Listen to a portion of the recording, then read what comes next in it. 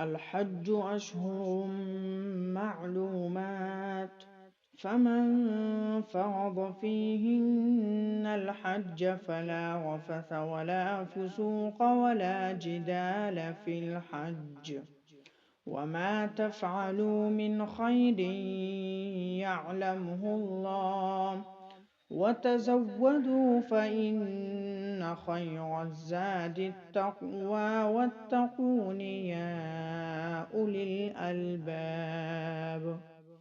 ليس عليكم جناح أن تبتغوا فضلا من ربكم، فإذا أفضتم من عرفات فاذكروا الله عند المشعر الحرام، واذكروه كما هداكم وإن كنتم من قبله لمن الضالين. ثم أفيضوا من حيث أفاض الناس واستغفروا الله إن الله غفور رحيم.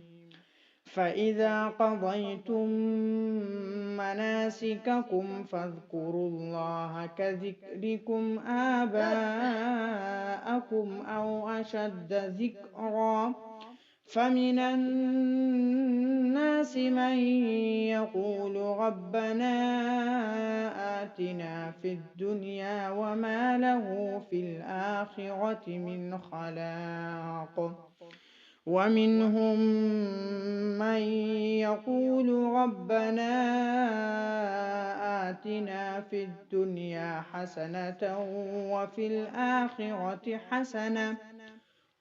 الآخرة حسنة وقنا عذاب النار. أولئك لهم نصيب مما كسبوا والله سريع الحساب. واذكروا الله في أيام معدودات، فمن تعجل في يومين فلا إثم عليه، ومن تأخر فلا إثم عليه لمن اتقى، واتقوا الله واعلموا أنكم إليه تحشرون. ومن الناس من يعجبك قوله في الحياة الدنيا ويشهد الله على ما في قلبه وهو ألد الخصام، وإذا تولى سعى في الأرض ليفسد فيها ويهلك الحرث والنسل، والله لا يحب الفساد. وإذا قيل له اتق الله أخذته العزة بالإثم فحسبه جهنم ولبئس المهاد. ومن الناس من يشري نفسه ابتغاء مرضات الله والله رءوف بالعباد. يا